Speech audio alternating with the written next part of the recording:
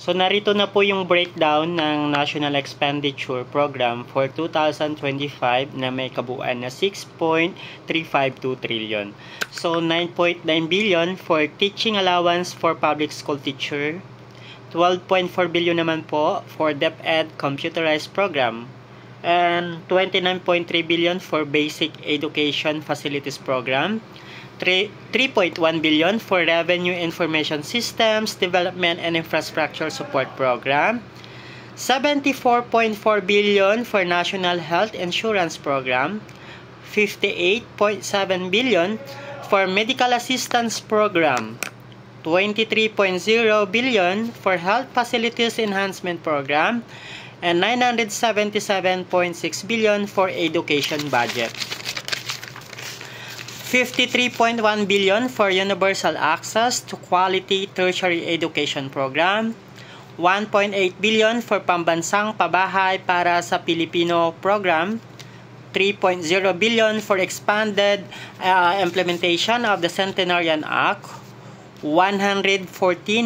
billion for 4Ps or the Pantawid Pangkabuhayan para sa Pamilyang Pilipino o the 4Ps, 1.9 billion for Food Stamp Program, 31.4 billion for National Rice Program, 23.2 billion for Farm to Market Road Programs, 2.4 billion for National High Value Crops Development Program, 36.8 billion for Livelihood and Employment, 18.7 billion for TESDA, 14.1 billion for TUPAD program, 830 million for MSME development program, 454 million for establishment of negosyo centers, 8.4 million for Green Lane to strategic investment, 23.2 billion for research and development, 50 million for Malikhaing Pinoy program,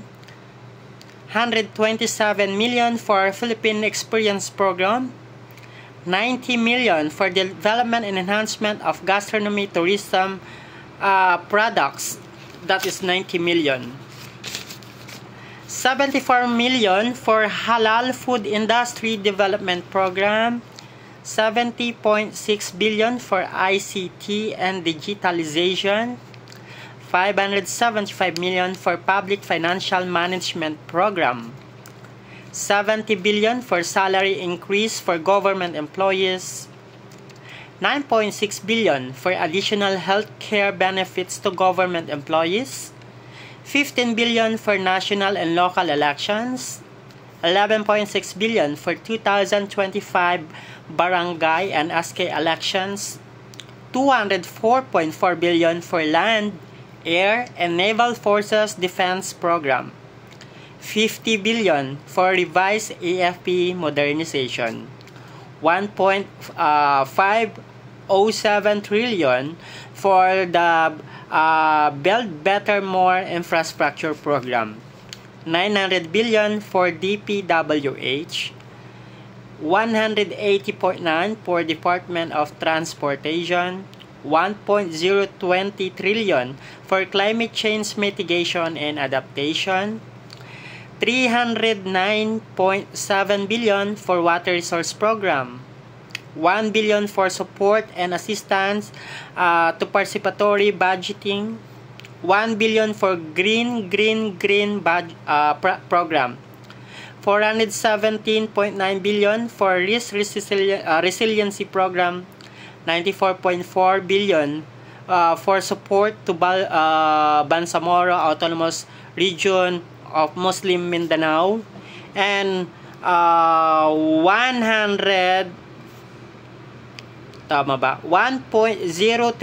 trillion for NTA shares of LGUs. So yan po yung kabuuan ng 6.352 trillion na magiging budget ng gobyerno po natin na Pilipinas. Pag ito po ay dadaan pa rin po sa pagdinig po sa Kongreso at sa Senado. So ayan po yung breakdown ng 6.352 trillion na magiging budget po ng gobyerno sa fiscal year 2025.